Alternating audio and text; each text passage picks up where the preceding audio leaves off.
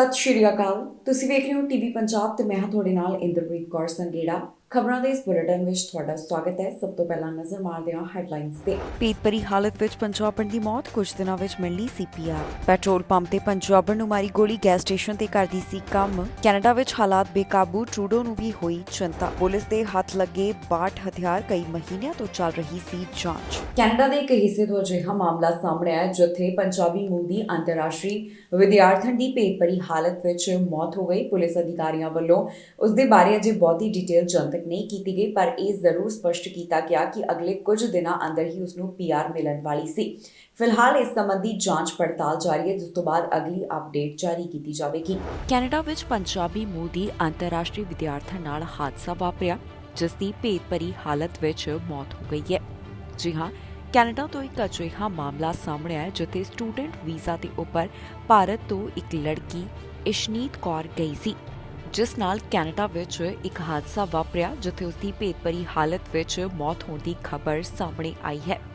ਦੱਸ ਦਈਏ ਕਿ ਇਸ਼ਨੀਤ ਕੌਰ 5 ਸਾਲ ਪਹਿਲਾਂ ਕੈਨੇਡਾ ਵਿੱਚ ਸਟੂਡੈਂਟ ਵੀਜ਼ੇ ਉੱਪਰ ਆਈ ਸੀ, ਜੋ ਕਿ ਟੋਰਾਂਟੋ ਦੇ ਸ਼ਹਿਰ ਬੈਰੀ ਵਿੱਚ ਰਹਿ ਰਹੀ ਸੀ।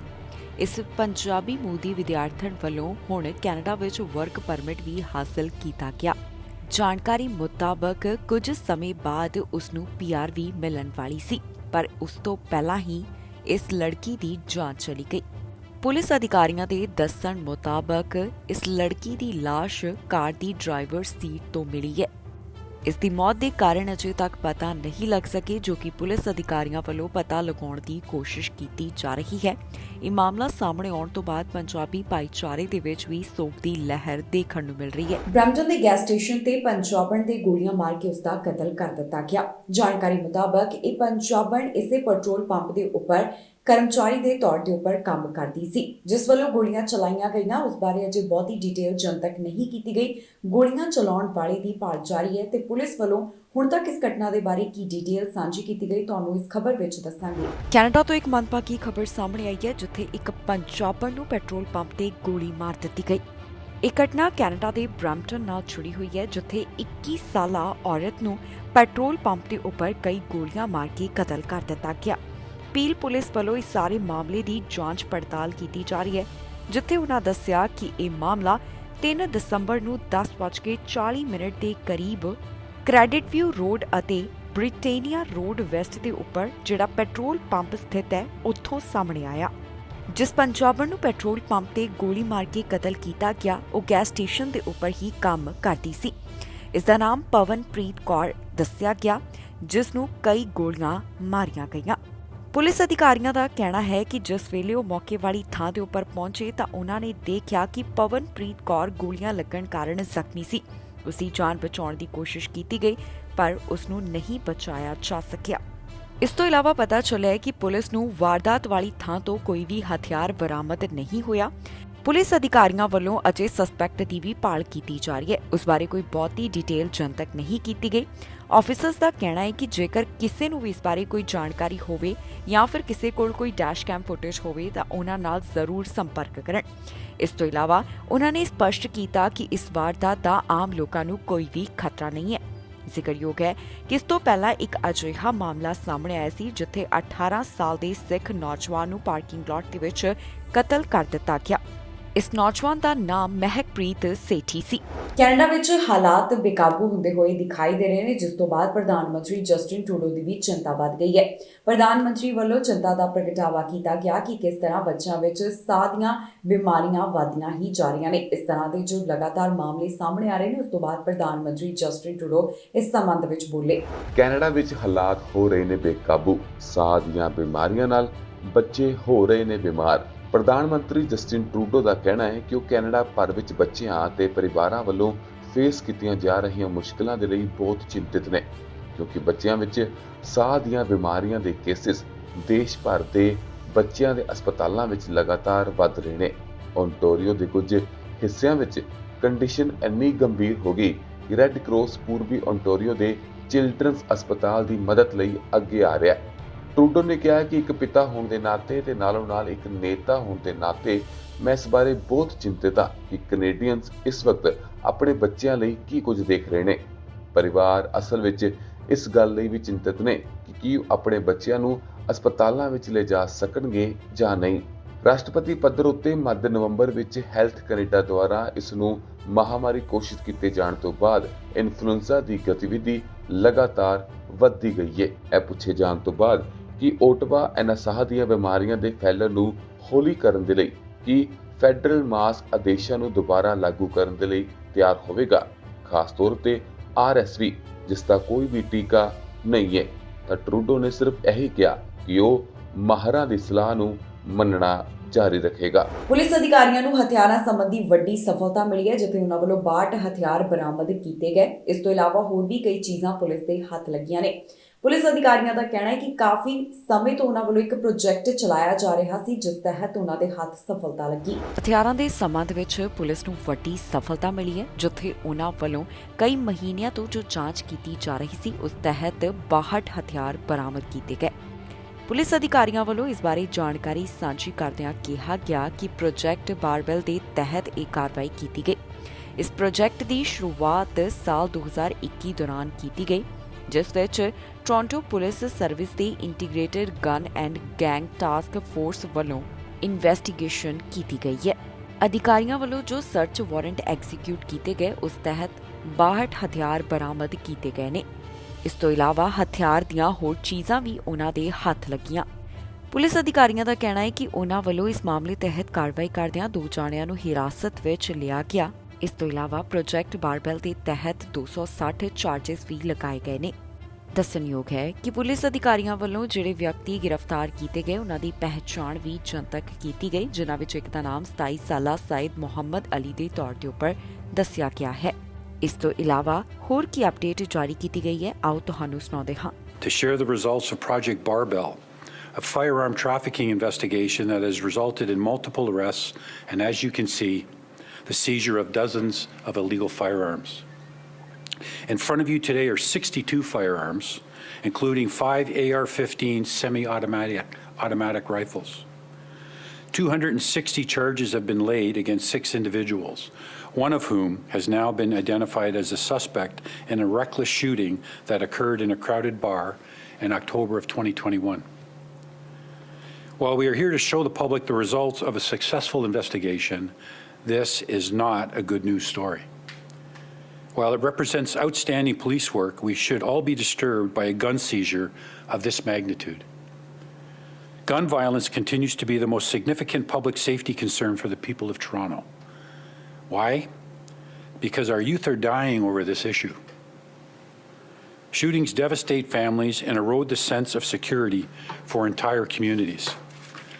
And every one of these guns was destined for our streets and our communities. StatsCan recently reported that the national homicide rate increased by a 3rd straight year. Noteworthy is that nearly a quarter of the killings in 2021 were linked to gangs and organized crime. Community safety is a shared responsibility, and the root causes of gun and gang violence are complex and extend far beyond the scope of policing. We remain fully committed to working with our partner agencies and all levels of government on prevention and addressing root causes for those who are at risk. But let me be clear, we are equally committed to targeting those who are high risk, those who choose to carry and to use illegal guns in our neighborhoods. In addition to our commitments to prevention and enforcement, we have also advocated through our board for bail reform and other legislative changes to better tackle gun violence in our city. Canada ਵਿੱਚ ਬੱਚਿਆਂ ਨੂੰ ਸਾਹ ਦੀ ਬਿਮਾਰੀਆਂ ਦੇ ਮਾਮਲੇ ਲਗਾਤਾਰ ਵਧਦੇ ਹੀ ਜਾ ਰਹੇ ਨੇ, ਪਰ ਦੂਜੇ ਪਾਸੇ ਹਸਪਤਾਲਾਂ ਦੇ ਵਿੱਚ ਵੀ ਵੇਟਿੰਗ ਕਾਫੀ ਵੱਧ ਗਈ ਹੈ। ਜਾਣਕਾਰੀ ਮੁਤਾਬਕ 9 ਤੋਂ 10 ਘੰਟੇ ਤੱਕ ਮਾਂ-ਬਾਪ ਨੂੰ ਇੰਤਜ਼ਾਰ ਕਰਨਾ ਪੈ ਰਿਹਾ ਹੈ। ਹਸਪਤਾਲਾਂ ਵੱਲੋਂ ਅਪੀਲ ਕੀਤੀ ਗਈ ਹੈ ਕਿ ਜਿਹੜੇ ਬੱਚਿਆਂ ਨੂੰ ਸਾਹ ਦੀ ਦਿੱਕਤ ਆ ਰਹੀ ਹੈ ਉਹੀ ਐਮਰਜੈਂਸੀ ਵਾਸਤੇ ਆਉਣ। ਬ੍ਰਿਟਿਸ਼ ਕੋਲੰਬੀਆ ਸੂਬੇ ਵਿੱਚ ਸਾਹ ਦੀਆਂ ਬਿਮਾਰੀਆਂ ਦੇ ਮਾਮਲੇ ਲਗਾਤਾਰ ਵਧ ਰਹੇ ਹਨ। ਇਸ ਸਾਹ ਦੀਆਂ ਬਿਮਾਰੀਆਂ ਦੇ ਜਿਹੜੇ ਮਾਮਲਿਆਂ 'ਚ ਵਾਧਾ ਦਰਜ ਕੀਤਾ ਜਾ ਰਿਹਾ ਉਸ ਵਿੱਚ ਜ਼ਿਆਦਾਤਰ ਬੱਚੇ ਸ਼ਾਮਿਲ ਹਨ। ਇਸ ਦੌਰਾਨ ਹੁਣ ਮਾਂ-ਬਾਪ ਨੂੰ ਕਾਫੀ ਘੰਟੇ ਉਡੀਕ ਵੀ ਕਰਨੀ ਪੈ ਰਹੀ ਹੈ। ਜੀ ਹਾਂ, ਬ੍ਰਿਟਿਸ਼ ਕੋਲੰਬੀਆ ਪ੍ਰੋਵਿੰਸ ਵਿੱਚ ਬੱਚਿਆਂ ਵਾਸਤੇ ਸਾਹ ਦੀ ਬਿਮਾਰੀ ਦੇ ਮਾਮਲਿਆਂ ਦੀ ਗਿਣਤੀ ਲਗਾਤਾਰ ਵਧ ਰਹੀ ਹੈ। ਡਾਕਟਰਾਂ ਨੂੰ ਮਿਲਣ ਵਾਸਤੇ ਇੰਤਜ਼ਾਰ ਦਾ ਸਮਾਂ 9 ਤੋਂ 10 ਘੰਟੇ ਤੱਕ ਪਹੁੰਚ ਗਿਆ। ਵੈਨਕੂਵਰ ਵਿੱਚ ਚਿਲਡਰਨਸ ਹਸਪੀਟਲ ਦੀ ਮੁੱਖ ਸੰਚਾਲਕ ਅਧਿਕਾਰੀ ਵੱਲੋਂ ਕਿਹਾ ਗਿਆ ਕਿ ਅਜਿਹੇ ਮਾਮਲਿਆਂ ਵਿੱਚ ਲਗਾਤਾਰ ਵਾਧਾ ਹੋ ਰਿਹਾ ਹੈ। ਹਸਪਤਾਲ ਨੇ ਦੱਸਿਆ ਕਿ ਉਹਨਾਂ ਵੱਲੋਂ ਮਰੀਜ਼ਾਂ ਨੂੰ ਮੋੜਿਆ ਨਹੀਂ ਜਾ ਰਿਹਾ ਤੇ ਕਿਸੇ ਵੀ ਬੱਚੇ ਨੂੰ ਦਾਖਲ ਕਰਨ ਤੋਂ ਇਨਕਾਰ ਨਹੀਂ ਕੀਤਾ ਜਾ ਰਿਹਾ। ਮਾਂ-ਬਾਪ ਨੂੰ ਅਪੀਲ ਕੀਤੀ ਗਈ ਹੈ ਕਿ ਮਾਂ-ਬਾਪ ਸਿਰਫ ਸਾਹ ਦੀਆਂ ਬਿਮਾਰੀਆਂ ਵਾਲੇ ਬੱਚਿਆਂ ਨੂੰ ਐਮਰਜੈਂਸੀ ਵਿੱਚ ਲੈ ਕੇ ਆਉਣ। ਉਹਨਾਂ ਦਾ ਕਹਿਣਾ ਹੈ ਕਿ 3 ਮਹੀਨਿਆਂ ਤੋਂ ਛੋਟੇ ਬੱਚੇ ਜੋ ਕਿ ਬੁਖਾਰ ਉਲਟੀਆਂ ਆਦਿ ਤੋਂ ਪੀੜਤ ਹਨ, ਉਹਨਾਂ ਨੂੰ ਵੀ ਐਮਰਜੈਂਸੀ ਵਿੱਚ ਲੈ ਕੇ ਆਉਣਾ ਚਾਹੀਦਾ ਹੈ। ਹਸਪਤਾਲ ਦਾ ਕਹਿਣਾ ਹੈ ਕਿ ਉਹਨਾਂ ਵੱਲੋਂ ਜਨਰਲ ਹਸਪੀਟਲ ਦੇ ਪੀਡੀਆਟ੍ਰਿਕ ਇਨਸੈਂਟਿਵ ਕੇਅਰ ਯੂਨਿਟ ਦੇ ਨਾਲ ਗੱਲਬਾਤ ਕੀਤੀ ਜਾ ਰਹੀ ਹੈ ਤਾਂ ਜੋ ਇਹ ਯਕੀਨੀ ਬਣਾਇਆ ਜਾ ਸਕੇ ਕਿ ਬੱਚਿਆਂ ਨੂੰ ਸਭ ਤੋਂ ਢੁਕਵੀਂ ਥਾਂ ਤੇ ਦੇਖਭਾਲ ਮਿਲੇ। ਰਿਚਮੰਡ ਸ਼ਹਿਰ ਦੇ ਡਾਕਟਰ ਦਾ ਕਹਿਣਾ ਹੈ ਕਿ ਉਹ ਅਤੇ ਉਸਦੇ ਸਾਥੀ ਹਰ ਰੋਜ਼ ਪਰੇਸ਼ਾਨ ਮਾਂ-ਬਾਪ ਦੇ ਫੋਨ ਸੁਣ ਰਹੇ ਹਨ। ਉਹਨਾਂ ਕਿਹਾ ਕਿ ਮੈਂ ਇੰਨੀ ਵੱਡੀ ਪੱਧਰ ਤੇ ਬੱਚਿਆਂ ਨੂੰ ਸਾਹ ਦੀ ਬਿਮਾਰੀ ਤੋਂ ਪੀੜਤ ਨਹੀਂ ਦੇਖਿਆ। ਇਸ ਤੋਂ ਇਲਾਵਾ ਉਹ ਕਹਿੰਦੇ ਨੇ ਕਿ ਉਹ ਇਸ ਲਈ ਚਿੰਤਤ ਵੀ ਨੇ ਕਿਉਂਕਿ ਬੱਚਿਆਂ ਵਾਸਤੇ ਕੋਵਿਡ-19 ਟੈਸਟ ਕਰਵਾਉਣਾ ਬਹੁਤ ਮੁਸ਼ਕਿਲ ਹੈ। ਉਹਨਾਂ ਦਾ ਕਹਿਣਾ ਹੈ ਕਿ ਇਹ ਨਿਰਧਾਰਿਤ ਕਰਨਾ ਜ਼ਰੂਰੀ ਹੈ ਕਿ ਉਹਨਾਂ ਮਰੀਜ਼ਾਂ ਵਿੱਚ ਕੋਵਿਡ-19 ਇਨਫਲੂਐਂਜ਼ਾ ਜਾਂ ਫਿਰ ਸਾਹ ਸੰਬੰਧੀ ਵਾਇਰਸ ਹੈ ਤਾਂ ਜੋ ਉਚਿਤ ਇਲਾਜ ਮਿਲ ਸਕੇ। ਇਸ ਤੋਂ ਇਲਾਵਾ ਮਾਂ-ਬਾਪ ਵੀ ਪਰੇਸ਼ਾਨੀ ਦੱਸਦੇ ਹੋਏ ਦਿਖਾਈ ਦੇ ਰਹੇ ਨੇ, ਜਿਨ੍ਹਾਂ ਵੱਲੋਂ ਦੱਸਿਆ ਜਾ ਰਿਹਾ ਹੈ ਕਿ ਉਹਨਾਂ ਨੂੰ ਐਮਰਜੈਂਸੀ ਵਾਸਤੇ ਕਿੰਨਾ ਇੰਤਜ਼ਾਰ ਕਰਨਾ ਪੈ ਰਿਹਾ ਹੈ। ਜ਼ਿਕਰਯੋਗ ਹੈ ਕਿ ਦੇਸ਼ ਭਰ ਵਿੱਚ ਬੱਚਿਆਂ ਨੂੰ ਇਨਫਲੂਐਂਜ਼ਾ, ਕੋਵਿਡ-19 ਅਤੇ ਸਾਹ ਦੀਆਂ ਬਿਮਾਰੀਆਂ ਦੇ ਕਾਰਨ ਹਸਪਤਾਲਾਂ ਵਿੱਚ ਦਾਖਲ ਕੀਤਾ ਜਾ ਰਿਹਾ ਹੈ ਤੇ ਹਸਪਤਾਲ ਸਟਾਫ ਤੇ ਬਿਸਤਰਿਆਂ ਦੀ ਘਾਟ ਨਾਲ ਜੂਝ ਰਹੇ ਹਨ। ਕੁਝ ਥਾਵਾਂ ਉੱਪਰ ਤਾਂ ਸਰਜਰੀਆਂ ਨੂੰ ਵੀ ਰੱਦ ਕਰਨਾ ਪੈ ਗਿਆ। ਓਨਟਾਰੀਓ ਦੇ ਵਿੱਚ ਐਜੂਕੇਸ਼ਨ ਵਰਕਰਾਂ ਵੱਲੋਂ ਇੱਕ ਵਾਰ ਫਿਰ ਤੋਂ ਹੜਤਾਲ ਦੇ ਉੱਪਰ ਜਾਣ ਦਾ ਐਲਾਨ ਕੀਤਾ ਗਿਆ ਸੀ। ਸਰਕਾਰ ਨੇ ਉਹਨਾਂ ਅੱਗੇ ਇੱਕ ਪ੍ਰਸਤਾਵ ਪੇਸ਼ ਕੀਤਾ ਜਿਸ ਨੂੰ ਹੁਣ ਮਨਜ਼ੂਰ ਕਰ ਲਿਆ ਗਿਆ ਹੈ। ਦੱਸਿਆ ਜਾ ਰਿਹਾ ਹੈ ਕਿ ਜ਼ਿਆਦਾਤਰ ਜਿਹੜੇ ਵਰਕਰ ਨੇ ਉਹਨਾਂ ਵੱਲੋਂ ਪ੍ਰਸਤਾਵ ਨੂੰ ਲੈ ਕੇ ਸਹਿਮਤੀ ਦਾ ਪ੍ਰਗਟਾਵਾ ਕੀਤਾ ਗਿਆ। ਓਨਟਾਰੀਓ ਵਿੱਚ ਵਰਕਰਾਂ ਵੱਲੋਂ ਇੱਕ ਵਾਰ ਫਿਰ ਤੋਂ ਹੜਤਾਲ ਦੇ ਉੱਪਰ ਜਾਣ ਦਾ ਐਲਾਨ ਕੀਤਾ ਗਿਆ ਸੀ, ਜਿਸ ਤੋਂ ਬਾਅਦ ਐਜੂਕੇਸ਼ਨ ਵਰਕਰਾਂ ਨੂੰ ਸਰਕਾਰ ਵੱਲੋਂ ਪ੍ਰਸਤਾਵ ਦਿੱਤਾ ਗਿਆ ਜਿਸ ਉੱਪਰ ਇਹਨਾਂ ਵਰਕਰਾਂ ਵੱਲੋਂ ਸਹਿਮਤੀ ਦਾ ਪ੍ਰਗਟਾਵਾ ਕੀਤਾ ਗਿਆ। ਜੀ ਹਾਂ, Canadian union of public employees ਮੁਤਾਬਕ ਉਹਨਾਂ ਦੇ ਵਰਕਰਾਂ ਵੱਲੋਂ VOTING ਦੌਰਾਨ ਸਰਕਾਰ ਵੱਲੋਂ ਦਿੱਤੇ ਪ੍ਰਸਤਾਵ ਤੇ ਸਹਿਮਤੀ ਪ੍ਰਗਟਾਈ ਗਈ। Ontario school board council of unions ਦੀ ਪ੍ਰਧਾਨ ਵੱਲੋਂ ਕਿਹਾ ਗਿਆ ਕਿ ਵੋਟ ਪਾਉਣ ਵਾਲਿਆਂ ਵਿੱਚੋਂ ਲਗਭਗ 73% ਲੋਕ ਹੱਕ ਦੇ ਵਿੱਚ ਆਏ। ਸਰਕਾਰ ਵੱਲੋਂ ਹਰ ਸਾਲ $1 ਪ੍ਰਤੀ ਘੰਟਾ ਵਧਾਉਣ ਜਾਂ ਫਿਰ ਵਰਕਰਾਂ ਦੀ ਔਸਤ ਲਗਭਗ 3.59% ਸਾਲਾਨਾ ਵਾਧੇ ਦਾ ਪ੍ਰਸਤਾਵ ਰੱਖਿਆ, ਜਿਸ ਤੋਂ ਬਾਅਦ ਪ੍ਰਸਤਾਵ ਨੂੰ ਮਨਜ਼ੂਰ ਕਰਨ ਜਾਂ ਫਿਰ ਨਾ ਕਰਨ ਵਾਸਤੇ ਯੂਨੀਅਨ ਵੱਲੋਂ VOTING ਕਰਵਾਈ ਗਈ। ਯੂਨੀਅਨ 55,000 ਐਜੂਕੇਸ਼ਨ ਵਰਕਰਾਂ ਦੀ ਨੁਮਾਇੰਦਗੀ ਕਰਦੀ ਹੈ। ਪ੍ਰਧਾਨ ਲੌਰਾ ਮੁਤਾਬਕ 76% ਵੋਟਰਾਂ ਨੇ VOTING ਪ੍ਰੋਸੈਸ ਦੇ ਵਿੱਚ ਭਾਗ ਲਿਆ। ਹੁਣ ਤੁਹਾਨੂੰ ਦੱਸਦੇ ਹਾਂ ਕਿ ਆਖਿਰਕਾਰ ਮਸਲਾ ਕੀ ਹੈ। ਸ਼ੁਰੂਆਤ ਵਿੱਚ ਯੂਨੀਅਨ ਵੱਲੋਂ ਤਨਖਾਹਾਂ ਵਿੱਚ ਸਾਲਾਨਾ 11.7% ਵਾਧੇ ਦੀ ਮੰਗ ਰੱਖੀ ਗਈ, ਜਿਸ ਦੇ ਜਵਾਬ ਵਿੱਚ ਸਰਕਾਰ ਨੇ $40,000 ਤੋਂ ਘੱਟ ਕਮਾਉਣ ਵਾਲੇ ਵਰਕਰਾਂ ਨੂੰ ਸਾਲਾਨਾ 2% ਵਾਧਾ ਤੇ ਬਾਕੀਆਂ ਵਾਸਤੇ ਸਾਲਾਨਾ 1.25% ਵਾਧੇ ਦੀ ਪੇਸ਼ਕਸ਼ ਕੀਤੀ। ਇਸ ਤੋਂ ਯੂਨੀਅਨ ਦਾ ਕਹਿਣਾ ਸੀ ਕਿ ਸਰਕਾਰ ਦੀ ਵਿਧੀ ਠੀਕ ਨਹੀਂ ਹੈ ਕਿਉਂਕਿ ਇਹ ਤਨਖਾਹ ਵਾਧੇ ਪ੍ਰਤੀ ਘੰਟਾ ਵੇਜ ਅਤੇ ਪੇ ਸਕੇਲ ਤੇ ਨਿਰਭਰ ਕਰਦੇ ਹਨ। ਇਸ ਕਰਕੇ ਜ਼ਿਆਦਾਤਰ ਵਰਕਰ ਜੋ ਕਿ $43,000 ਸਾਲਾਨਾ ਤੋਂ ਘੱਟ ਕਮਾਉਂਦੇ ਹਨ, ਇਹਨਾਂ ਨੂੰ 2.5% ਵਾਧਾ ਨਹੀਂ ਮਿਲੇਗਾ। ਸਰਕਾਰ ਅਤੇ ਵਰਕਰਾਂ ਦਰਮਿਆਨ ਗੱਲਬਾਤ ਕਿਸੇ ਸਿਰੇ ਨਾ ਲੱਗਣ ਤੋਂ ਬਾਅਦ ਯੂਨੀਅਨ ਨੇ ਹੜਤਾਲ ਸ਼ੁਰੂ ਕਰ ਦਿੱਤੀ। ਓਨਟਾਰੀਓ ਸਰਕਾਰ ਵੱਲੋਂ ਐਜੂਕੇਸ਼ਨ ਵਰਕਰਾਂ ਦੀ ਹੜਤਾਲ ਨੂੰ ਰੋਕਣ ਵਾਸਤੇ ਇੱਕ ਕਾਨੂੰਨ ਲਿਆਂਦਾ ਗਿਆ, ਜਿਸ ਨੂੰ ਬਾਅਦ ਵਿੱਚ ਵਾਪਸ ਵੀ ਲੈ ਲਿਆ ਗਿਆ ਸੀ। ਇਸ ਬਿੱਲ ਵਿੱਚ ਹੜਤਾਲ ਕਰਨ ਵਾਲੇ ਹਰ ਮੁਲਾਜ਼ਮ ਨੂੰ $4,000 ਪ੍ਰਤੀ ਦਿਨ ਜੁਰਮਾਨਾ ਅਤੇ ਯੂਨੀਅਨ ਨੂੰ $5 ਲੱਖ ਜੁਰਮਾਨਾ ਲਗਾਉਣ ਦਾ ਪ੍ਰਸਤਾਵ ਰੱਖਿਆ ਗਿਆ। ਓਨਟਾਰੀਓ ਦੇ ਪ੍ਰੀਮੀਅਰ ਡਗ ਫੋਰਡ ਵੱਲੋਂ ਕਾਨੂੰਨ ਵਾਪਸ ਲੈਣ ਤੇ ਦਿੱਤੇ ਭਰੋਸੇ ਤੋਂ ਬਾਅਦ ਯੂਨੀਅਨ ਵੱਲੋਂ ਹੜਤਾਲ ਨੂੰ ਖਤਮ ਕਰਨ ਦਾ ਐਲਾਨ ਕੀਤਾ ਗਿਆ ਸੀ। ਇੱਕ ਔਰਤ ਦੇ ਉੱਪਰ ਚਾਕੂ ਨਾਲ ਹਮਲਾ ਕੀਤੇ ਜਾਣ ਦੀ ਖਬਰ ਸਾਹਮਣੇ ਆਈ ਹੈ, ਜਿਸ ਦੀ ਪੁਲਿਸ ਵੱਲੋਂ ਜਾਂਚ ਕੀਤੀ ਜਾ ਰਹੀ ਹੈ। ਦੱਸਿਆ ਗਿਆ ਕਿ ਇਸ ਔਰਤ ਦੇ ਉੱਪਰ ਕਈ ਵਾਰ ਚਾਕੂ ਨਾਲ ਹਮਲਾ ਕੀਤਾ ਗਿਆ, ਜਿਸ ਦਾ ਜ਼ਖਮੀ ਹਾਲਤ ਦੇ ਵਿੱਚ ਹਸਪਤਾਲ ਇਲਾਜ ਚੱਲ ਰਿਹਾ ਹੈ। ਅਜੇ ਪੀੜਤ ਦੀ ਪਹਿਚਾਣ ਨਹੀਂ ਜਨਤਕ ਕੀਤੀ ਗਈ। ਘਟਨਾ ਉਸ਼ਾਵਾ ਤੋਂ ਸਾਹਮਣੇ ਆਈ ਜਿੱਥੇ ਇੱਕ ਔਰਤ ਦੇ ਉੱਪਰ ਚਾਕੂ ਨਾਲ ਹਮਲਾ ਕੀਤਾ ਗਿਆ। ਚਾਕੂ ਲੱਗਣ ਕਾਰਨ ਇਹ ਔਰਤ ਜ਼ਖਮੀ ਹੋਈ, ਜਿਸ ਦੀ ਜਾਂਚ ਦੌਰਮ ਪੁਲਿਸ ਵੱਲੋਂ ਕੀਤੀ ਜਾ ਰਹੀ ਹੈ। ਦੌਰਮ ਪੁਲਿਸ ਦਾ ਇਸ ਮਾਮਲੇ ਬਾਰੇ ਕਹਿਣਾ ਹੈ ਕਿ ਇਹ ਘਟਨਾ ਪਾਰਕ ਰੋਡ ਸਾਊਥ ਦੇ ਨੇੜਿਓਂ ਸਾਹਮਣੇ ਆਈ। ਉਹਨਾਂ ਵੱਲੋਂ ਅਜੇ ਇਸ ਬਾਰੇ ਕੋਈ ਬਹੁਤੀ ਡਿਟੇਲ ਜਨਤਕ ਨਹੀਂ ਕੀਤੀ ਗਈ। ਦੌਰਮ ਪੁਲਿਸ ਦੇ ਦੱਸਣ ਮੁਤਾਬਕ ਇੱਕ ਔਰਤ ਦੇ ਉੱਪਰ ਚਾਕੂ ਨਾਲ ਹਮਲਾ ਕੀਤਾ ਗਿਆ। ਚਾਕੂ ਲੱਗਣ ਦੇ ਕਾਰਨ ਇਹ ਔਰਤ ਗੰਭੀਰ ਰੂਪ ਵਿੱਚ ਜ਼ਖਮੀ ਦੱਸੀ ਗਈ। ਪੁਲਿਸ ਅਧਿਕਾਰੀਆਂ ਵੱਲੋਂ ਇਸ ਨੂੰ ਹਸਪਤਾਲ ਦੇ ਵਿੱਚ ਭਰਤੀ ਕਰਵਾਇਆ ਗਿਆ, ਜਿੱਥੇ ਇਸ ਸਮੇਂ ਔਰਤ ਦਾ ਇਲਾਜ ਚੱਲ ਰਿਹਾ ਹੈ। ਮੌਜੂਦਾ ਸਮੇਂ ਉਸ ਦੀ ਸਥਿਤੀ ਕਿਸ ਤਰ੍ਹਾਂ ਬਣੀ ਹੋਈ ਹੈ, ਇਸ ਬਾਰੇ ਕੋਈ ਬਹੁਤੀ ਡਿਟੇਲ ਜਨਤਕ ਨਹੀਂ ਕੀਤੀ ਗਈ ਤੇ ਨਾ ਹੀ ਪੀੜਤ ਦੀ ਪਹਿਚਾਣ ਦੱਸੀ ਗਈ ਹੈ। ਪੁਲਿਸ ਅਧਿਕਾਰੀਆਂ ਵੱਲੋਂ ਸਸਪੈਕਟ ਦੀ ਵੀ ਭਾਲ ਕੀਤੀ ਜਾ ਰਹੀ ਹੈ। ਸਸਪੈਕਟ ਬਾਰੇ ਵੀ ਅਜੇ ਬਹੁਤ ਕੁਝ ਪੁਲਿਸ ਨੂੰ ਪਤਾ ਨਹੀਂ ਲੱਗ ਸਕਿਆ। ਉਹ ਸਾਰੀਆਂ ਚੀਜ਼ਾਂ ਦੀ ਜਾਂਚ ਪੜਤਾਲ ਜਾਰੀ ਹੈ। ਪੁਲਿਸ ਅਧਿਕਾਰੀਆਂ ਦਾ ਕਹਿਣਾ ਹੈ ਕਿ ਮਾਮਲੇ ਦੀ ਵਧੇਰੇ ਇਨਵੈਸਟੀਗੇਸ਼ਨ ਜਾਰੀ ਹੈ, ਜਿਸ ਤੋਂ ਬਾਅਦ ਬਾਕੀ ਦੀ ਜਾਣਕਾਰੀ ਦਿੱਤੀ ਜਾਵੇਗੀ। ਹੁਣ ਤੱਕ ਦੀ ਅਪਡੇਟ ਦੇ ਵਿੱਚ ਇਹਨਾਂ तमाम ਗੱਲਾਂ ਦਾ ਜ਼ਿਕਰ ਕੀਤਾ ਗਿਆ। ਇੱਕ ਨਵਾਂ ਇਲੈਕਟ੍ਰਿਕ ਵਹੀਕਲ ਪਲਾਂਟ ਖੁੱਲ੍ਹਣ ਜਾ ਰਿਹਾ ਹੈ, ਜਿਸ ਬਾਰੇ ਪ੍ਰਧਾਨ ਮੰਤਰੀ ਜਸਟਿਨ ਟਰੂਡੋ ਵੱਲੋਂ ਐਲਾਨ ਕੀਤਾ ਗਿਆ। ਇਸ ਮੌਕੇ ਉਹਨਾਂ ਨਾਲ ਓਨਟਾਰੀਓ ਦੇ ਪ੍ਰੀਮੀਅਰ ਡਗ ਫੋਰਡ ਵੀ ਮੌਜੂਦ ਸਨ, ਜਿੱਥੇ ਦੋਹਾਂ ਵੱਲੋਂ ਮਿਲ ਕੇ ਇੱਕ ਖਾਸ ਖੁਸ਼ੀ ਸਾਂਝੀ ਕੀਤੀ ਗਈ। ਪ੍ਰਧਾਨ ਮੰਤਰੀ ਜਸਟਿਨ ਟਰੂਡੋ ਤੇ ਓਨਟਾਰੀਓ ਦੇ ਪ੍ਰੀਮੀਅਰ ਡਗ ਫੋਰਡ ਵੱਲੋਂ ਸਾਂਝੇ ਤੌਰ ਤੇ ਉੱਪਰ ਇੱਕ ਐਲਾਨ ਕੀਤਾ ਗਿਆ। ਇਹ ਐਲਾਨ ਇਲੈਕਟ੍ਰਿਕ ਵਹੀਕਲ ਮੈਨੂਫੈਕਚਰਿੰਗ ਦੇ ਨਾਲ ਜੁੜਿਆ ਹੋਇਆ ਸੀ, ਜਿੱਥੇ ਦੋਹਾਂ ਵੱਲੋਂ ਦੱਸਿਆ ਗਿਆ ਕਿ ਕਿਸ ਤਰ੍ਹਾਂ ਇਲੈਕਟ੍ਰਿਕ ਵਹੀਕਲ ਮੈਨੂਫੈਕਚਰਿੰਗ ਦੇ ਨਾਲ ਆਰਥਿਕਤਾ ਦੇ ਉੱਪਰ ਅਸਰ ਪਵੇਗਾ। ਪ੍ਰਧਾਨ ਮੰਤਰੀ ਜਸਟਿਨ ਟਰੂਡੋ ਵੱਲੋਂ ਇਸ ਨੂੰ ਇੱਕ ਵੱਡੀ ਉਪਲਬਧੀ ਦੇ ਤੌਰ ਤੇ ਉੱਪਰ ਦੇਖਿਆ ਜਾ ਰਿਹਾ ਹੈ। ਇਸ ਮੌਕੇ ਉਹਨਾਂ ਵੱਲੋਂ ਕਿਹੜੀਆਂ ਗੱਲਾਂ ਦਾ ਜ਼ਿਕਰ ਕੀਤਾ ਗਿਆ, ਆਓ ਤੁਹਾਨੂੰ ਸੁਣਾਉਂਦੇ ਹਾਂ।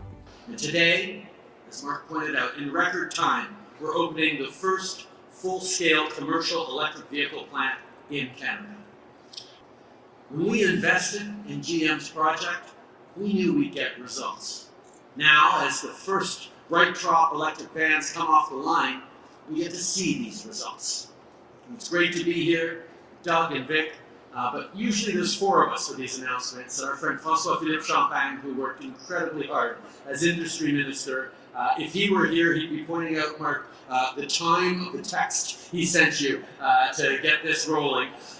He is tireless, as all our team members are, in drawing in announcements, and he really wishes he could be here today, but we have him over in Europe right now securing more deals for more workers across this country to be able to deliver for more jobs for Canadians.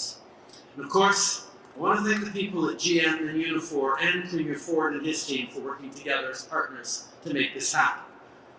But mostly, again, we need to talk about Canadian workers who your skills, your ambition, and your hard work get the economy going and help us convince big companies like GM to continue investing in Canada. You know, just a few weeks ago, I was in the Indo-Pacific to strengthen our economic ties with the region, to create good jobs in Canada and more opportunities for our businesses. We know how important Asia is to the growing global economy.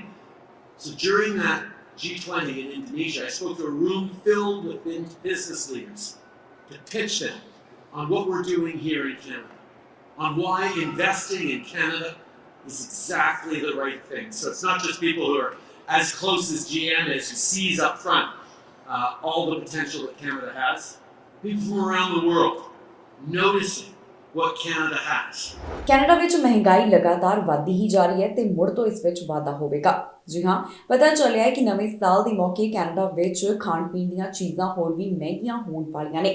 ਪਹਿਲਾਂ ਹੀ Canadians ਇਸ ਵਧ ਰਹੀ ਮਹਿੰਗਾਈ ਤੋਂ ਅੱਕੇ ਨੇ, ਪਰ ਫਿਰ ਇੱਕ ਵਾਰ ਮਹਿੰਗਾਈ ਵਧਣ ਜਾ ਰਹੀ ਹੈ। ਨਵੇਂ ਸਾਲ ਤੋਂ ਹੋਰ ਵੱਧ ਸਕਦੀ ਹੈ ਮਹਿੰਗਾਈ। ਕੈਨੇਡੀਅਨਸ ਜਲਦ ਹੀ ਫੂਡ ਇਨਫਲੇਸ਼ਨ ਦਾ ਕਰਨਗੇ ਸਾਹਮਣਾ। ਮੌਜੂਦਾ ਹਾਲਾਤਾਂ ਨੂੰ ਵੇਖਦੇ ਹੋਏ ਭਵਿੱਖਬਾਣੀ ਕੀਤੀ ਜਾ ਰਹੀ ਹੈ ਕਿ ਕੈਨੇਡਾ ਵਿੱਚ ਭੋਜਨ ਦੀਆਂ ਕੀਮਤਾਂ ਨਵੇਂ ਸਾਲ ਵਿੱਚ ਵੀ ਵਧਦੀਆਂ ਰਹਿਣਗੀਆਂ। 2023 ਵਿੱਚ ਕਰਿਆਨੇ ਦੀਆਂ ਕੀਮਤਾਂ ਦੇ 7% ਤੱਕ ਵਧਣ ਦੀ ਭਵਿੱਖਬਾਣੀ ਕੀਤੀ ਗਈ ਹੈ। ਸੋਮਵਾਰ ਨੂੰ ਜਾਰੀ ਕੈਨੇਡਾ ਦੀ ਫੂਡ ਪ੍ਰਾਈਸ ਰਿਪੋਰਟ ਦੇ 13ਵੇਂ ਐਡੀਸ਼ਨ ਵਿੱਚ ਕਿਹਾ ਗਿਆ ਹੈ ਕਿ 4 ਲੋਕਾਂ ਦੇ ਪਰਿਵਾਰ ਦੇ ਲਈ ਕੁੱਲ ਸਾਲਾਨਾ ਕਰਿਆਨੇ ਦਾ ਬਿੱਲ $16,288 ਹੋਵੇਗਾ, ਜਿਹੜਾ ਕਿ ਸਾਲ ਨਾਲੋਂ $1,065 ਵੱਧ ਰਹੇਗਾ। ਰਿਪੋਰਟ ਦੇ ਅਨੁਸਾਰ 40 ਸਾਲਾਂ ਦੀ ਇੱਕ ਇਕੱਲੀ ਔਰਤ ਅਗਲੇ ਸਾਲ ਕਰਿਆਨੇ ਲਈ ਲਗਭਗ $3740 ਦਾ ਭੁਗਤਾਨ ਕਰੇਗੀ, ਜਦਕਿ ਉਸੇ ਉਮਰ ਦਾ ਇੱਕ ਸਿੰਗਲ ਪੁਰਸ਼ $4168 ਦਾ ਭੁਗਤਾਨ ਕਰੇਗਾ। ਰਿਪੋਰਟ ਵਿੱਚ ਕਿਹਾ ਗਿਆ ਹੈ ਕਿ ਅਗਲੇ ਸਾਲ ਵੱਧ ਹੋਣ ਵਾਲੀ ਮਹਿੰਗਾਈ ਦੇ ਕਈ ਕਾਰਨ ਹੋ ਸਕਦੇ ਨੇ, ਜਿਸ ਨਾਲ ਅਗਲੇ ਸਾਲ ਭੋਜਨ ਦੀਆਂ ਕੀਮਤਾਂ 'ਚ ਵਾਧਾ ਹੋਵੇਗਾ।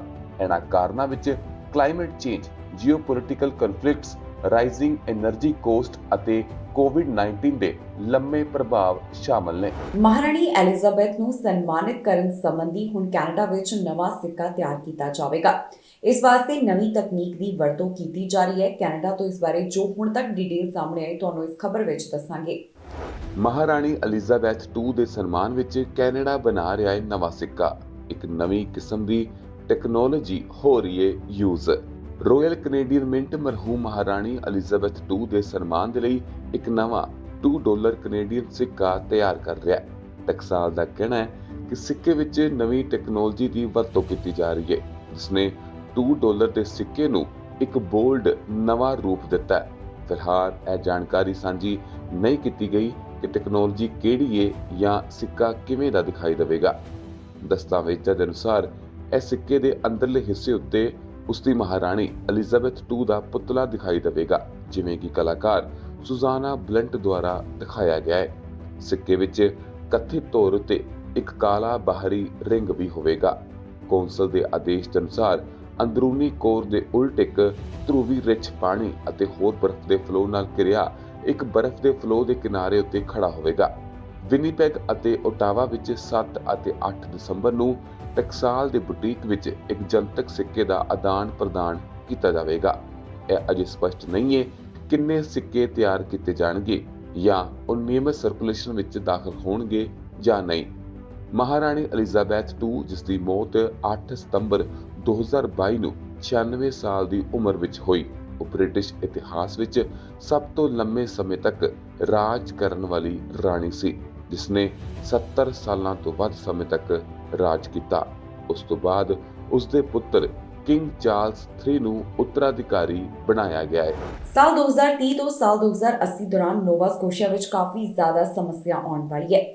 ਗਲੋਬਲ ਵਾਰਮਿੰਗ ਲਗਾਤਾਰ ਵਧਦੀ ਜਾ ਰਹੀ ਹੈ, ਜਿਸ ਦਾ ਇੱਕ ਵਾਰ ਫਿਰ ਤੋਂ ਜ਼ਿਕਰ ਕੀਤਾ ਗਿਆ। ਇਸ ਬਾਰੇ ਕਾਫੀ ਹੁਣ ਨਵੀਆਂ ਗੱਲਾਂ ਨਿਕਲ ਕੇ ਸਾਹਮਣੇ ਆਈਆਂ ਨੇ, ਜੋ ਤੁਹਾਡੇ ਨਾਲ ਇਸ ਖਬਰ ਵਿੱਚ ਸਾਂਝੀਆਂ ਕਰਾਂਗੇ। ਜੇਕਰ ਨਹੀਂ ਦਿੱਤਾ ਸਮੇਂ ਉੱਤੇ ਧਿਆਨ, ਰਹਿਣ ਯੋਗ ਨਹੀਂ ਬਚੇਗਾ ਨੋਵਾ ਸਕੋਸ਼ੀਆ।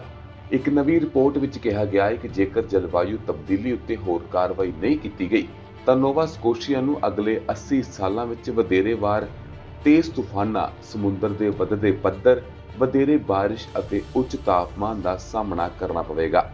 ਸੂਬਾਈ ਵਾਤਾਵਰਣ ਵਿਭਾਗ ਦੇ ਜਲਵਾਯੂ ਮੁਲਾਂਕਣ ਦਾ ਕਹਿਣਾ ਹੈ ਕਿ ਜੇਕਰ ਗਲੋਬਲ ਗ੍ਰੀਨਹਾਊਸ ਗੈਸਾਂ ਦੇ ਨਿਕਾਸ ਵਿੱਚ ਮਹੱਤਵਪੂਰਨ ਕਟੌਤੀ ਨਹੀਂ ਕੀਤੀ ਜਾਂਦੀ ਤਾਂ ਪ੍ਰੋਵਿੰਸ 2100 ਤੱਕ ਔਸਤ ਸਾਲਾਨਾ ਤਾਪਮਾਨ ਵਿੱਚ 4.8 ਡਿਗਰੀ ਸੈਲਸੀਅਸ ਦੇ ਵਾਧੇ ਦੀ ਉਮੀਦ ਕਰ ਸਕਦਾ ਹੈ। ਪ੍ਰਾਂਤ ਸਾਲਾਨਾ ਵਰਖਾ ਵਿੱਚ 10% ਵਾਧੇ ਦੀ ਉਮੀਦ ਕਰ ਸਕਦਾ ਹੈ। ਵਧੇਰੇ ਮੀਂਹ ਅਤੇ ਘੱਟ ਬਰਫ਼ਬਾਰੀ ਦੇ ਨਾਲ ਸਮੁੰਦਰ ਦੇ ਪੱਧਰ ਵਿੱਚ 1 ਮੀਟਰ ਤੱਕ ਦਾ ਵਾਧਾ ਅਤੇ ਸਮੁੰਦਰ ਦੀ ਸਤਹ ਦੇ ਤਾਪਮਾਨ ਵਿੱਚ 5.1 ਡਿਗਰੀ ਵਾਧੇ ਦੀ ਉਮੀਦ ਕੀਤੀ ਜਾ ਸਕਦੀ ਹੈ। ਇਸ ਦੇ ਨਾਲ ਹੀ ਤੂਫਾਨਾਂ ਦੌਰਾਨ ਉੱਚੀ ਹਵਾ ਦੀ ਗਤੀ 3.7 ਤੋਂ 7 ਕਿਲੋਮੀਟਰ ਪ੍ਰਤੀ ਘੰਟਾ ਵਧਣ ਦੀ ਸੰਭਾਵਨਾ ਹੈ। ਮੁਲਾਂਕਣ ਦਾ ਮਤਲਬ ਸਰਕਾਰਾਂ ਨੂੰ ਤਰਜੀਹਾਂ ਨਿਰਧਾਰਤ ਕਰਨਾ, ਯੋਜਨਾ ਬਣਾਉਣਾ ਅਤੇ ਕਾਰਵਾਈ ਕਰਨ ਵਿੱਚ ਮਦਦ ਕਰਨ ਲਈ ਇੱਕ ਸਰੋਤ ਵਜੋਂ ਹੈ। ਵਾਤਾਵਰਣ ਅਤੇ ਜਲਵਾਯੂ ਪਰਿਵਰਤਨ ਮੰਤਰੀ ਟਿਮ ਹੈਲਮੈਨ ਨੇ ਇੱਕ ਨਿਊਜ਼ ਰਿਲੀਜ਼ ਵਿੱਚ ਕਿਹਾ ਕਿ ਇਹ ਸਮਝਣਾ ਜ਼ਰੂਰੀ ਹੈ ਕਿ ਅਸੀਂ ਕਿੱਥੇ ਅਤੇ ਕਿਵੇਂ ਗਲਤੀ ਕਰ ਰਹੇ ਹਾਂ ਤਾਂ ਜੋ ਅਸੀਂ ਸਾਰੇ ਕਾਰਵਾਈ ਕਰ ਸਕੀਏ। ਜਲਵਾਯੂ ਪਰਿਵਰਤਨ ਪ੍ਰਾਂਤ ਅਤੇ ਨੋਵਾ ਸਕੋਸ਼ੀਆ ਨੂੰ ਕਈ ਤਰੀਕਿਆਂ ਨਾਲ ਸਾਡੀ ਆਰਥਿਕਤਾ, ਵਾਤਾਵਰਣ ਅਤੇ ਸਾਡੇ ਭਲਾਈ ਲਈ ਪ੍ਰਭਾਵਿਤ ਕਰਨਾ ਪਵੇਗਾ। ਰਿਪੋਰਟ ਵਿੱਚ ਕਿਹਾ ਗਿਆ ਹੈ ਕਿ ਨੋਵਾ ਸਕੋਸ਼ੀਆ ਵਿੱਚ ਸਭ ਤੋਂ ਵੱਧ ਚਿੰਤਾਵਾਂ 2030 ਦੇ ਦਹਾਕੇ ਦੌਰਾਨ ਹੜ੍ਹ, 2050 ਦੇ ਦਹਾਕੇ ਵਿੱਚ ਗਰਮ ਤਾਪਮਾਨ ਅਤੇ ਜੰਗਲੀ ਅੱਗ ਅਤੇ 2080 ਦੇ ਦਹਾਕੇ ਵਿੱਚ ਸਿਹਤ ਅਤੇ ਭੋਜਨ ਦੇ ਉਤਪਾਦਨ ਨੂੰ ਨੁਕਸਾਨ ਪਹੁੰਚਾਉਣ ਵਾਲੇ ਅਤਿਅੰਤ ਤਾਪਮਾਨ ਦੀਆਂ ਹੋਣਗੀਆਂ। ਕੈਨੇਡਾ ਵਿੱਚ ਇਸ ਸਮੇਂ ਹੈਲਥ ਕੇਅਰ ਵਰਕਰਾਂ ਦੀ ਜ਼ਰੂਰਤ ਹੈ, ਜਿਸ ਬਾਰੇ ਇਮੀਗ੍ਰੇਸ਼ਨ ਮੰਤਰੀ ਵੱਲੋਂ ਜਾਣਕਾਰੀ ਦਿੱਤੀ ਗਈ। ਇਮੀਗ੍ਰੇਸ਼ਨ ਮੰਤਰੀ ਸ਼ੌਨ ਫਰੇਜ਼ਰ ਦਾ ਕਹਿਣਾ ਹੈ ਕਿ ਜਿਹੜੇ ਬਾਕੀ ਦੇਸ਼ਾਂ ਤੋਂ ਟ੍ਰੇਨਡ ਹੈਲਥ ਕੇਅਰ ਵਰਕਰਸ ਨੇ, ਕੈਨੇਡਾ ਵਿੱਚ ਉਹਨਾਂ ਦੀ ਜ਼ਰੂਰਤ ਹੈ। ਇਸ ਸੰਬੰਧੀ ਕੁਝ ਖਾਸ ਪ੍ਰੋਗਰਾਮ ਵੀ ਚਲਾਏ ਜਾ ਰਹੇ ਨੇ, ਜਿਸ ਦਾ ਜ਼ਿਕਰ ਇਮੀਗ੍ਰੇਸ਼ਨ ਮੰਤਰੀ ਨੇ ਕੀਤਾ। ਇਮੀਗ੍ਰੇਸ਼ਨ ਵਿਭਾਗ ਵੱਲੋਂ ਹੁਣ ਕਈ ਉਪਰਾਲੇ ਕੀਤੇ ਜਾ ਰਹੇ ਨੇ, ਜਿਸ ਤਹਿਤ ਕੈਨੇਡਾ ਦੇ ਵਿੱਚ ਲੇਬਰ ਦੀ ਘਾਟ ਨੂੰ ਪੂਰਾ ਕੀਤਾ ਜਾ ਸਕੇ। ਜੀ ਹਾਂ, ਆਟਵਾ ਵੱਲੋਂ ਕਿਹਾ ਗਿਆ ਕਿ ਉਹਨਾਂ ਨੂੰ internationally trained health care workers ਦੀ ਜ਼ਰੂਰਤ ਹੈ ਤਾਂ ਕਿ ਉਹਨਾਂ ਦੀ ਮਦਦ ਹੋ ਸਕੇ। ਇਸ ਬਾਰੇ ਫੈਡਰਲ ਸਰਕਾਰ ਵੱਲੋਂ ਖਾਸ ਐਲਾਨ ਕੀਤਾ ਗਿਆ, ਜਿਸ ਵਿੱਚ ਉਹਨਾਂ ਦਾ ਕਹਿਣਾ ਹੈ ਕਿ ਹੈਲਥ ਕੇਅਰ ਸੈਕਟਰ ਦੇ ਵਿੱਚ ਲੇਬਰ ਦੀ ਭਾਰੀ ਕਮੀ ਦੇਖਣ ਨੂੰ ਮਿਲ ਰਹੀ ਹੈ, ਜਿਸ ਤਹਿਤ ਉਹਨਾਂ ਵੱਲੋਂ ਪ੍ਰੋਜੈਕਟਸ ਵਿੱਚ $90 ਮਿਲੀਅਨ ਖਰਚ ਕੀਤੇ ਜਾਣਗੇ ਤਾਂ ਕਿ ਇਸ ਤਰ੍ਹਾਂ ਦੀਆਂ ਮੁਸ਼ਕਿਲਾਂ ਦਾ ਹੱਲ ਕੱਢਿਆ ਜਾ ਸਕੇ। ਇਸ ਬਾਰੇ ਇਮੀਗ੍ਰੇਸ਼ਨ ਮੰਤਰੀ ਸ਼ੌਨ ਫਰੇਜ਼ਰ ਵੱਲੋਂ ਵੀ ਆਪਣੇ ਵਿਚਾਰ ਸਾਂਝੇ ਕੀਤੇ ਗਏ, ਜਿੱਥੇ ਉਹਨਾਂ ਨੇ ਕਿਹਾ ਕਿ ਕੈਨੇਡਾ ਵਿੱਚ ਦੂਸਰੇ ਦੇਸ਼ਾਂ ਤੋਂ ਟ੍ਰੇਨਡ ਹੈਲਥ ਕੇਅਰ ਵਰਕਰਸ ਦੀ ਜ਼ਰੂਰਤ ਹੈ। ਦੱਸੀਏ ਕਿ ਇਸ ਦੌਰਾਨ ਬੋਲਦਿਆਂ ਫਰੇਜ਼ਰ ਵੱਲੋਂ ਵਰਚੁਅਲ ਤਰੀਕੇ ਦੇ ਨਾਲ ਨਿਊਜ਼ ਕਾਨਫਰੰਸ ਰਾਹੀਂ ਹਿੱਸਾ ਲਿਆ ਗਿਆ, ਜਿੱਥੇ ਉਹਨਾਂ ਨੇ ਕਿਹਾ ਕਿ ਐਟਲਾਂਟਿਕ ਕੈਨੇਡਾ ਵਿੱਚ ਇਸ ਸਮੇਂ ਹੈਲਥ ਕੇਅਰ ਸਟਾਫ ਦੀ ਕਾਫੀ ਜ਼ਿਆਦਾ ਜ਼ਰੂਰਤ ਹੈ। ਮੰਤਰੀ ਦੇ ਦੱਸਣ ਮੁਤਾਬਕ ਇਮੀਗ੍ਰੈਂਟਸ ਹੈਲਥ ਕੇਅਰ ਪ੍ਰੋਫੈਸ਼ਨਲਸ ਦੇ ਤੌਰ ਤੇ ਉੱਪਰ ਵੀ ਕੈਨੇਡਾ ਅੰਦਰ ਅਹਿਮ ਯੋਗਦਾਨ ਨਿਭਾਉਂਦੇ ਹਨ। ਸਾਲ 2020 ਦੀ ਰਿਪੋਰਟ ਦੇ ਵਿੱਚ ਪਤਾ ਚੱਲਿਆ ਹੈ ਕਿ 47% ਸਕਿਲਡ ਇਮੀਗ੍ਰੈਂਟਸ ਜਿਹੜੇ ਕਿ ਹੈਲਥ ਐਜੂਕੇਸ਼ਨ ਦੇ ਨਾਲ ਜੁੜੇ ਹੋਏ ਨੇ ਜਾਂ ਤਾਂ ਇੰਪਲੋਇਡ ਹਨ ਜਾਂ ਫਿਰ ਅਨਇੰਪਲੋਇਡ। ਇਸ ਦੇ ਨਾਲ ਹੀ ਜਾਂਦੇ ਇੱਕ ਵਾਰ ਫਿਰ ਤੋਂ ਨਜ਼ਰ ਮਾਰਦੇ ਹਾਂ ਹੈਡਲਾਈਨਸ ਤੇ। ਭੇਤਭਰੀ ਹਾਲਤ ਵਿੱਚ ਪੰਜਾਬਣ ਦੀ ਮੌਤ, ਕੁਝ ਦਿਨਾਂ ਵਿੱਚ ਮਿਲਣੀ CPR। ਪੈਟਰੋਲ ਪੰਪ ਤੇ ਪੰਜਾਬਣ ਨੂੰ ਮਾਰੀ ਗੋਲੀ, ਗੈਸ ਸਟੇਸ਼ਨ ਤੇ ਕਰਦੀ ਸੀ ਕੰਮ। ਕੈਨੇਡਾ ਵਿੱਚ ਹਾਲਾਤ ਬੇਕਾਬੂ, ਟਰੂਡੋ ਨੂੰ ਵੀ ਹੋਈ ਚਿੰਤਾ। ਪੁਲਿਸ ਦੇ ਹੱਥ ਲੱਗੇ 62 ਹਥਿਆਰ, ਕਈ ਮਹੀਨਿਆਂ ਤੋਂ ਚੱਲ ਰਹੀ ਸੀ ਜਾਂਚ। ਖਬਰਾਂ ਦੇ ਇਸ ਬੁਲੇਟਿਨ ਵਿੱਚ ਇੰਨਾ ਹੀ। ਫਿਲਹਾਲ ਮੈਨੂੰ ਇੰਦਰਪ੍ਰੀਤ ਕੌਰ ਸੰਗੇੜਾ ਨੂੰ ਦਿਓ ਇਜਾਜ਼ਤ ਤੇ ਤੁਸੀਂ ਵੇਖਦੇ ਰਹੋ TV ਪੰਜਾਬ।